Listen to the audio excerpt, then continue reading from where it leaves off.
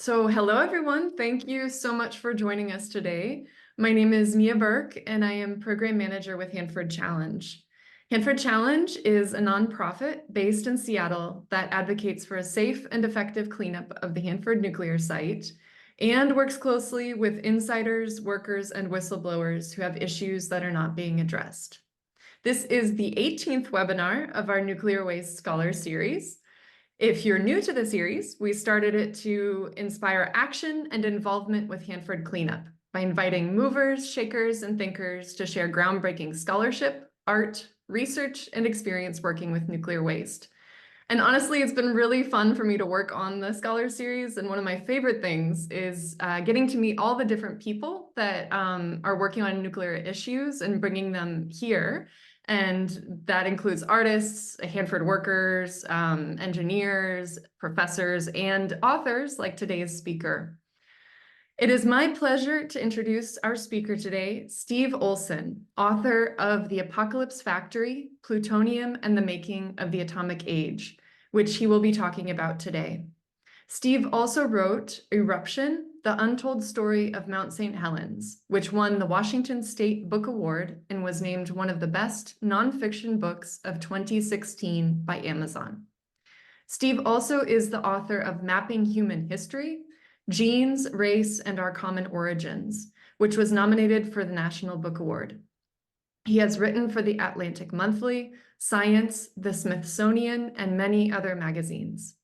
Since 1979, he has been a consultant writer for the National Academy of Sciences, the President's Council of Advisors on Science and Technology, and other national scientific organizations. A native of Washington State, Steve now lives in Seattle. So just as a heads up, Steve's presentation will be about 45 minutes long, and we will leave time after the presentation for Q&A. If you can't stick around for the whole time, feel free to leave. We will be recording the presentation, and we'll share a link of the recording with everyone that registered. Thank you so much for joining us today, Steve. I'll pass it to you now.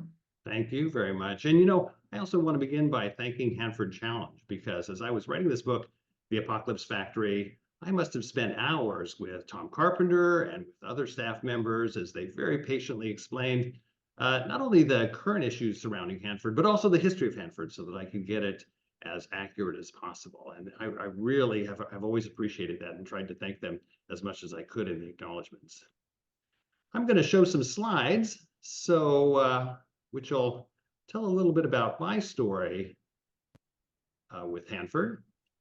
Called this talk Hanford, Personal History. I also want to thank Hanford Challenge for this beautiful map that they put together showing the location of Hanford in Washington State, which I just downloaded yesterday, and added the location of the small town where I grew up, Othello, Washington.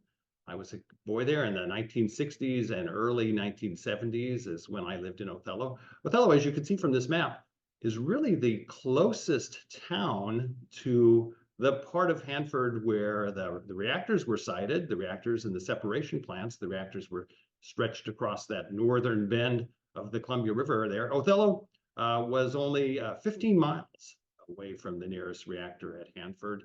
But, we really didn't think about Hanford all that much for a couple of reasons. One was that the only way to get there was to drive from Othello all the way down to the Tri-Cities and cross the Columbia River there, and then drive all the way back up to the reactors and separation plants in the northern part of the site. The Vernita Bridge didn't go in until sometime in the 1960s. I remember my dad was a CPA and he started driving across the bridge when it was constructed. Before that, it was just a ferry. So as a result, nobody at Othello worked at Hanford. We really didn't think about it all that much. Here's a picture of Othello from the water tower that some of my friends climbed. I never did climb it myself. You can actually see the roof of my house at 915 Elm Street from this photograph. Hanford was separated from us, as you can see. Well, I can't quite see it on this map, but the Saddle Mountains, for those of you who are familiar with the site, stood between Hanford and us. So we couldn't see it and didn't really think about it so much. One of the reasons I kind of preferred this cover for my book, even though in some ways it's just an unattractive photograph of a factory, is because this is a photograph of the F reactor, which sits right across the Columbia River from White Bluffs over here. For some of you may have gone on hikes where you start here on the White Bluffs and go northeast along the bluffs to these incredible sand dunes that you can climb. Behind this is the Saddle Mountains, and Othello is right behind these two smokestacks that are shown here on the photograph. So I always thought that was an appropriate photograph, just given my own personal connection to Hanford. But as I said, we didn't really think all that much about Hanford when we were growing up. Nobody worked there. Those of us who were interested in science and technology knew that it was there, and we knew what it was doing, that it was producing plutonium for our nuclear weapons during the Cold War, but it was the Cold War. And so people in Othello and elsewhere, especially in small towns in Eastern Washington and so close to the Tri-Cities, sort of had a different attitude toward government and its activities back in the 1960s than they had today. If the government was doing it for national security purposes, you didn't ask a lot of questions. And Hanford itself was, of course, a top secret facility behind barbed wire. As you probably know, when people went to work there, and my own grandfather worked at Hanford. He was a pipe fitter at Hanford, sort of an itinerant pipe fitter who, when he was in the area of Washington State, would take jobs at Hanford. But when you went to work there, you signed a contract saying that you would not tell anyone else, including your own family members, what it was that you did out at the site. So as some of you probably know, families in the Tri-Cities and in Richland, where a lot of the workers lived, would know nothing about what their fathers and mothers did at that site. Well, it was known then that Hanford was making plutonium. This was the very first reactor that was built at Hanford. It became operational in 1944. The B reactor, you can, of course, still visit the B reactor today. I'll show some other photographs of it later. It's very little changed from 1944 when it began operations. Although I will say, it's part of the Manhattan Project National Historical Park.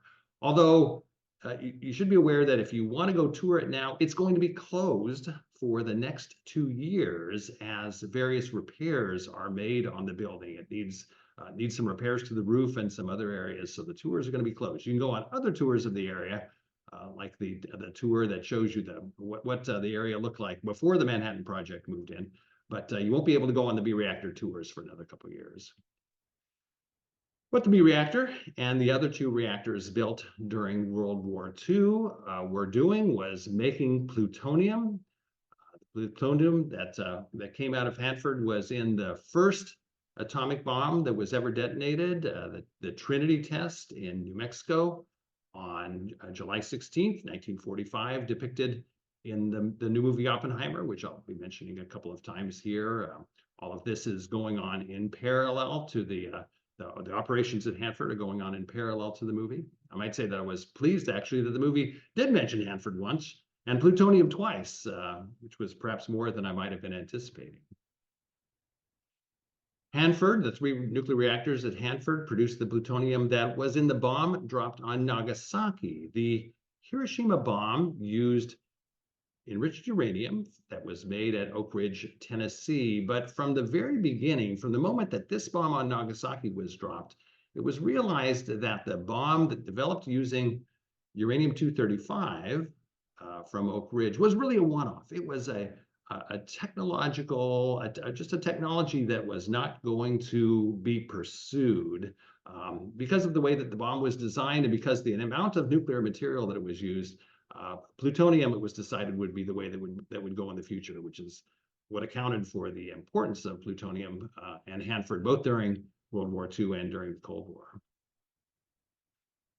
Hanford and one other facility in South Carolina made all of the plutonium that is in our current arsenal of nuclear weapons, like this Trident II missile being shown in a test here. All of those nuclear weapons, nuclear warheads, are built around a small pit of plutonium that acts as the trigger to set off the larger explosion caused by the fusion of the helium that is surrounding the plutonium pit. But essentially, all of our nuclear weapons at their core consist of a replica, a much smaller replica of the bomb that was exploded in New Mexico and the bomb that was dropped in Nagasaki. That's how nuclear weapons work, is with that initial plutonium trigger made by a plutonium pit. And that plutonium was made first here at the B reactor and then at other reactors that were built along the banks of the Columbia River. So plutonium, where does plutonium come from? It was discovered just in 1941, in February of 1941, by this man, Glenn Seaborg. He was a 29-year-old chemist working at the University of California, Berkeley, and he was studying, along with several other people there in the lab at Berkeley, the properties of very heavy elements, including uranium. Most specifically, uranium had posed these great scientific challenges and questions to physicists and to chemists in the 1930s, and they were trying to figure out what was going on with uranium and the origins of these sort of strange signals that they were getting from uranium. And Glenn Seaborg was one of a variety of physicists. He was a chemist, but chemists and physicists around the world who were studying these properties of uranium and trying to figure out what was going on. And on the night of in February of 1941, he and two colleagues conducted this experiment. What they did is they took uranium, the most common isotope of uranium. Well, they took uranium ore, which consists mostly of an isotope called uranium-238. So you might remember from high school physics and chemistry that 238 refers to the number of protons and neutrons that are in the nucleus of this particular atom, uranium-238. And what they did is they added a neutron to that nucleus. Well, when you do that, you get uranium-239 because now it has one extra neutron along with its 92 protons. And however, it turns out that uranium-239 is a very unstable element. And within just a very short period of a day or two, it converts radioactively into another element called neptunium-239. What happens in that case is one of the neutrons turns into a proton. So neptunium-239 now has 93 protons, but it too is a very unstable radioactive element. And again, over the course of a few days, one of the neutrons turns into a proton, and you have plutonium-239, which has 94 protons. Okay, that's pretty much all the science that we're going to do, but just in case you remember anything about high school chemistry, that's the simple process by which you make plutonium. But there was now, as soon as Seaborg and his two colleagues did that, their work was classified as top secret. And the reason was that physicists immediately realized that if plutonium-239 was a stable element, in other words, if it would not decay for a prolonged period, it could be used to make atomic weapons. And right away, people realized that yes, plutonium-239, once you make it, is going to be around for thousands of years. And so you have plenty of time to do things with plutonium-239. It's much more stable than uranium-239 or neptunium-239. So if you could manufacture enough plutonium-239 using this process of adding a neutron to uranium, then you could use that plutonium-239 to make atomic bombs. But here was the problem. To do that, you needed uranium-239, 238 rather. But you can just get that from uranium ore. There was lots of uranium ore available at the time, and you needed neutrons, and that was the problem. In 1941, it was very difficult to get enough neutrons to be able to convert uranium into enough plutonium that could be used to make nuclear weapons.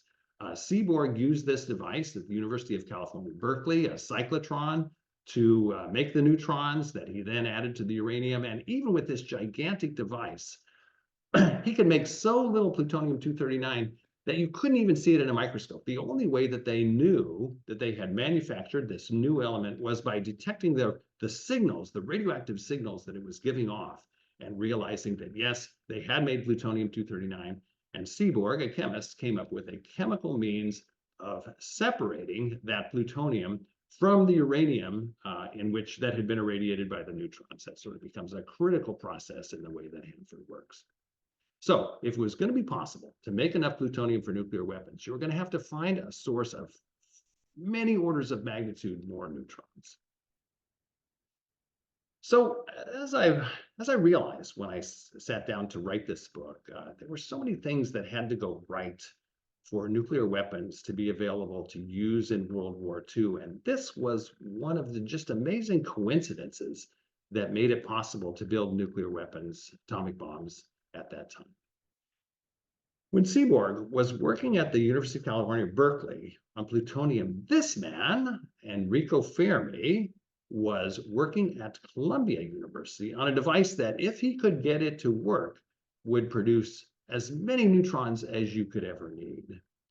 Fermi was, of course, a very famous Italian physicist who had won the Nobel Prize in 1939. And when he went to Stockholm to get the prize, he, his wife, and his two children escaped to the United States. His wife was Jewish, and Mussolini was beginning to institute the anti-Semitic laws in Italy that Hitler had been doing in Germany. And so Enrico Fermi and his family fled to the United States. He was immediately offered a professorship at Columbia University, and he began to work on another property of uranium. Fermi had actually been working all the way through the 1930s on this same mysterious problem of what it was that uranium was doing. In 1939, people figured out, actually a chemist and a couple of physicists in Germany figured out that this was what was happening with uranium. When a neutron encountered a very rare isotope of uranium, this is uranium-235 here, it didn't result in the production of plutonium. What it did is it was causing those rare uranium nuclei to split. So this is the process known as nuclear fission, and it was splitting into two much smaller atoms, in this case, barium and krypton.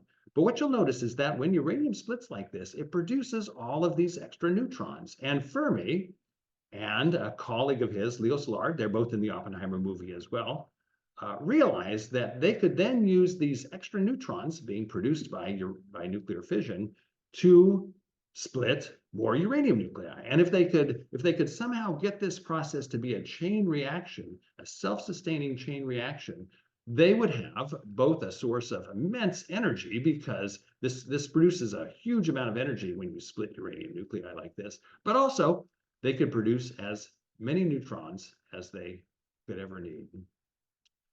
Many of you probably are aware of the fact that Enrico Fermi, Columbia eventually moved because the US government realized this process could be used to make uranium, to the University of Chicago, to an institution called Metallurgical Laboratory, the Met Lab, and built the world's first self-sustaining small-scale nuclear reactor under the stands of a football field, Stagg Field, at the University of Chicago. And it was so top secret at this point that no photographs were ever taken of this entire facility. So this was a painting that was done afterwards, sort of based on people's recollections of how this particular experiment worked. And there's all kinds of features in this painting that point to some of the things that people were very worried by this particular experiment, wondering if they could actually control this reaction or if it would result in an explosion that would contaminate all of South Chicago.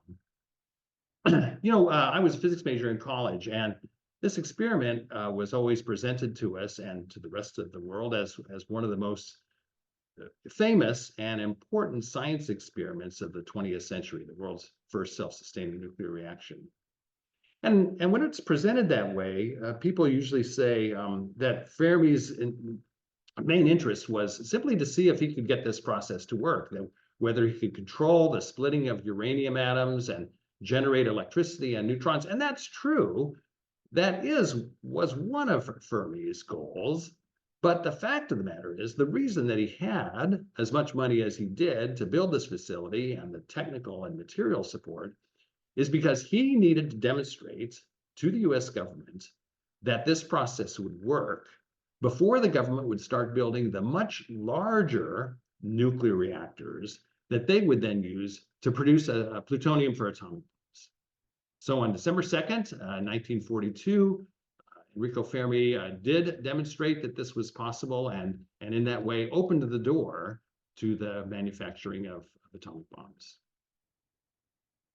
So 2 weeks after Fermi's famous experiment, a colonel in the U.S. Army Corps of Engineers was sent out from Washington, D.C. to the West Coast to look for a place to build the facilities to manufacture plutonium. And he was in a plane that had taken off from Yakima, gone down to the area around Boardman, considering whether that area could be used for it. And then he turned around and headed north. And this colonel, a man named Fritz Matthias, said that as soon as the plane came over the Horseheaven Hills to the south of what are now the Tri-Cities, and he saw this stretch of land extending from Richland up to White Bluffs, which at the time were in Hanford, which were small farming communities of about 250 people each. He realized that this would be the absolutely ideal place to build these facilities. And the reason he did that is because he had a list of criteria with him in the plane that the engineers at DuPont, the company DuPont, had been enlisted by the federal government to actually build and operate these plants. The engineers had come up with a list of things that the site needed to have for them to be able to build it. And this site, Matthias saw just immediately, filled all the criteria. They needed cold water because from the very beginning, physicists and the engineers at DuPont realized that these nuclear reactors were going to generate immense quantities of heat, and they needed some way to cool down the reactors. So they had all the cold water from the Columbia River. They could just suck up that water, pour it through the reactors, and keep the reactors cool. They needed electricity for this site, and it turned out that Grand Coulee Dam, the electricity from Grand Coulee Dam, had come online just the year before. Grand Coulee Dam was a very unusual project for Eastern Washington. There wasn't really anything to do with all that electricity. I guess they figured that they'd build the dam, it was a big federal works and irrigation project as much as anything, and they figured that they would find a use for it. And just a year later, they found this particular use. And at the time, even in 1942, when Matthias was flying over this site, there was a high tension line that went right directly through the site. You can still see that sign today. So he had electricity. There was a spur line from the Milwaukee Road Railroad, which went between Othello and what is today Beverly, just south of Vantage, on the north side of the of the Saddle Mountains. And there was a spur line that came down the west side of the Columbia River to the town of White Bluffs. And so they could use that rail line to bring in all the chemicals and machinery and heavy equipment they would need to build the site. There was another criteria, which is that the engineers at DuPont realized immediately that these nuclear reactors would be very dangerous. There's a memo that they wrote in 1943 that describes what would happen if something went wrong with one of those reactors. And it was clear that it would be a major disaster if one of the reactors were to blow up, were to catch fire, as Chernobyl did later. And so they wanted a very isolated place in the Western United States where not too many people would be killed if one of these reactors blew up. Well, at the time, Othello, when I was growing up, had about 4,000 people. In 1945, it probably had 2,000 or something like that. Was by far the closest town to where the reactors were going to be built. I don't know if Matthias looked over the Saddle Mountains, could actually see that town over there, but he was there on the very first day of winter. The fields and farms and orchards were all bare, and he thought, well, there's not that many people that live in this area, and we can move them all out of here quickly and get building these facilities. And that's what happened.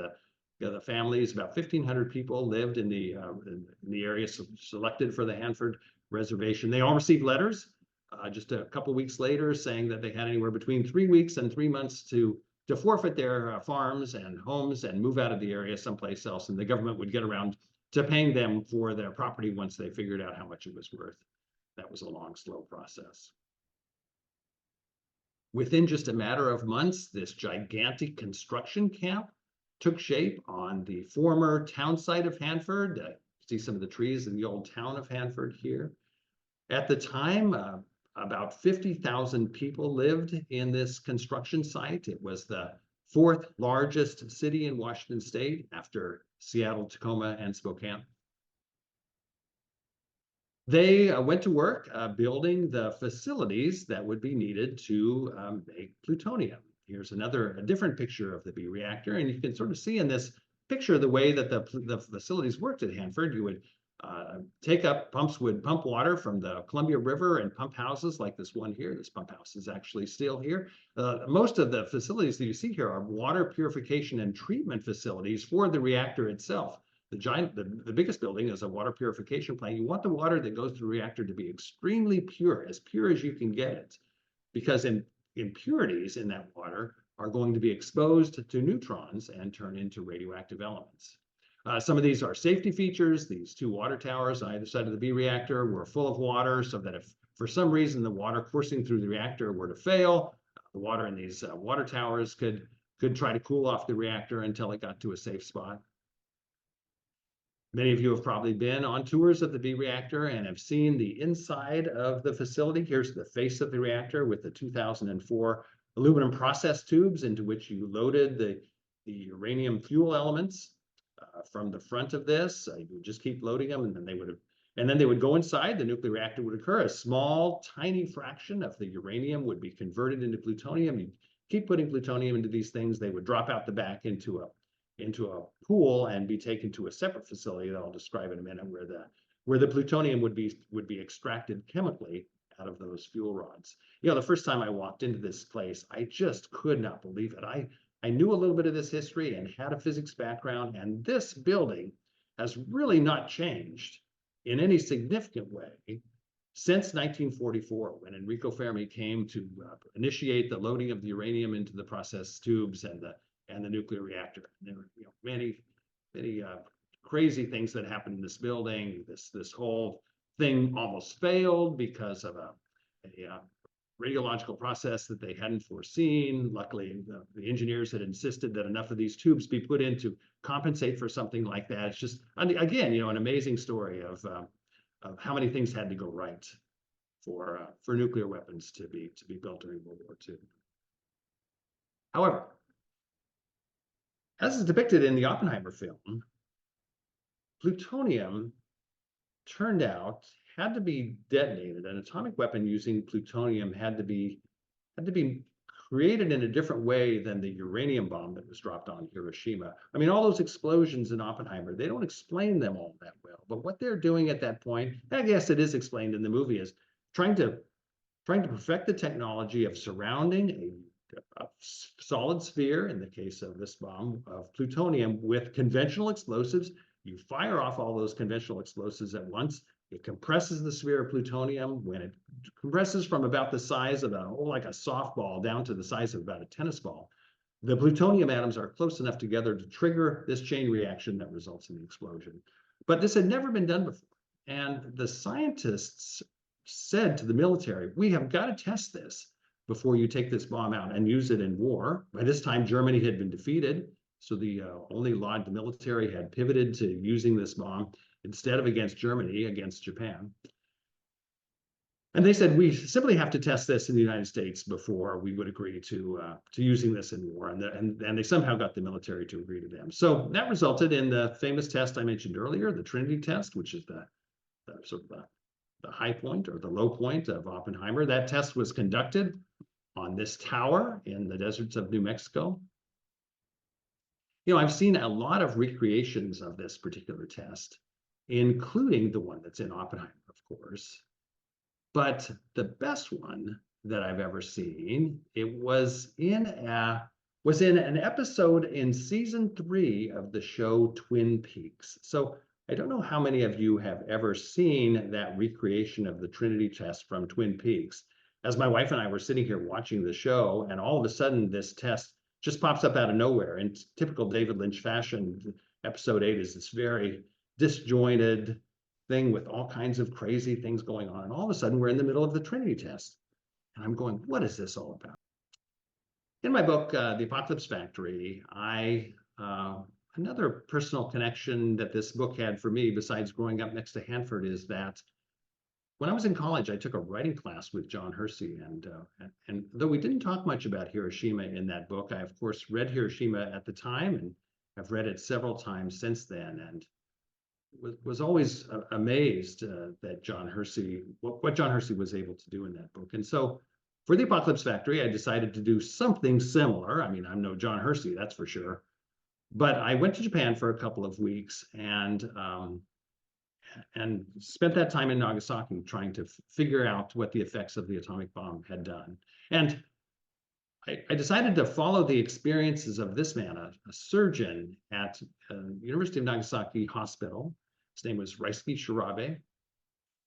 He was in this building in Nagasaki when the bomb was dropped at 11:02 on August 9th, 1945, just 3 days after the Hiroshima bomb. Show you another picture of where these buildings were. Here's the building that Dr. Shirabe was in. The hypocenter, the point at which directly beneath where the bomb exploded, is right here in the Urkami Valley in the northwest section of the town of Nagasaki. The bomb exploded about 1,000 feet in the air, so up about here. You'll notice that in Japan, the hospitals and the schools, some of these facilities back here, were built of heavy reinforced concrete, and that's because there's so many earthquakes in Japan that they didn't want these facilities, which would have lots of people in them during an earthquake, to fall down. So these were built very solidly, whereas the homes and places in Nagasaki themselves were just wood and sometimes paper construction. They burned and were destroyed by the impact of the bomb and then by the fire that ensued. So you can see, just the incredible amount of devastation that occurred. Dr. Shirabe was extremely unfortunate. It just so happened that where he was standing in this building, he was standing behind two thick walls of reinforced concrete. He was about a half mile away from where the bomb blew up right here. And those two walls of concrete shielded him from enough of the radiation that was released by the bomb so that he didn't die immediately from the radiation exposure that he received. He almost died. He had very, very bad radiation poisoning, and 2 weeks after the explosion, it was unsure whether he was going to live or not. The majority of the faculty and patients in the hospital did die, but Dr. Shirabe actually survived it and recovered and went on to have a very long career studying the impacts of the bombing on the survivors of Nagasaki. It was just an invaluable source of information on the effects of radiation, that kind of intense, high-dose, instantaneous radiation on the human body. Another reason I wanted to go to Nagasaki and see this is because, of course, by the standards of today's nuclear weapons, the bomb dropped on Nagasaki was quite small, and yet you can see the amazing devastation that it did today. I mean, today, a single warhead, if detonated above the city of Seattle, where I'm sitting right now, would destroy much of the city. And for various reasons, Seattle is targeted with more than a single warhead in the event of a nuclear war. There was a brief moment after World War II ended when it might have been possible for the United States and Soviet Union to exert control over the development and use of nuclear weapons, but that moment passed. And within a few years, the United States and Soviet Union were engaged in just really what turned out to be an insane race to build nuclear weapons. As a result, the United States needed much more plutonium, which would require more nuclear reactors along the Columbia River. Eventually, 9 reactors, as many of you probably know, were built up and down the Columbia reactor. The Columbia River. You can see the old B reactor is back in the distance here, the D reactors, and so on and so forth. They all worked more or less the same way, except for one of the reactors, the N reactor. They sucked water out of the Columbia River and put it through the reactors to cool it, and then put the water back into the river. The water would actually sit in a retention tank for a few hours to let the shortest lived radionuclides decay, but then it was put back in the Columbia River. Lots of radiation was released into the Columbia River that way. Lots of radiation was released by these smokestacks that came off the nuclear reactors. Much of the wastes that have bedeviled us ever since at the end of Hanford production operations in the 1980s were generated by these facilities. As I said, the fuel cells from the Hanford reactors had to have the plutonium extracted before it could be used in nuclear weapons. That was done in these buildings called Queen Mary buildings because they're about the size of ocean liners. canyon buildings, they're sometimes called. The fuel cells would come up on a railroad from the nuclear reactors in the background here to these plants. And essentially, the radiated fuel elements were put into one side of the building. They were dissolved in acid, and then through a variety of chemical processes, actually the same chemical processes that Glenn Seaborg developed at Berkeley, the plutonium would be separated in gigantic vats as it moved down through this, and a tiny dribble of plutonium would come out the end of these buildings and be sent to build nuclear weapons. This process generated immense amounts of very toxic and radiological chemical wastes. And in the 1940s and 50s and 60s and 70s, the operators of Hanford didn't really know what to do with that waste. They decided that that future generations would be able to deal with the problem, and they built these gigantic tanks in the desert and simply pumped the waste into those tanks, 177 tanks, which are still sitting under the sand today. These tanks have had design lifetimes of 25 years when they were originally constructed, and the Department of Energy, of course, has just started to process and immobilize for disposal the wastes that are in these tanks. Other speakers in this series have talked about the ways in which that's being done at with the vitrification plant. The wastes are being immobilized in glass in these gigantic factories, gigantic and expensive factories, and that are about halfway between, well, they're closer to the waste tank, the tank waste themselves, in the middle of the Hanford site. As you might know, this process has been estimated by the government to cost between another $300 to $600 billion, and to extend throughout the rest of this century and into the next century. So that's certainly a major way in which Hanford is going to affect the future of Washington State over the course of this century.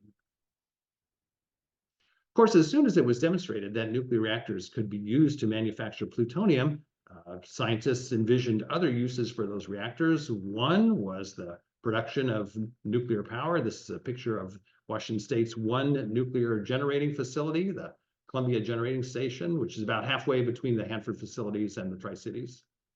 Produces about 10% of our electricity.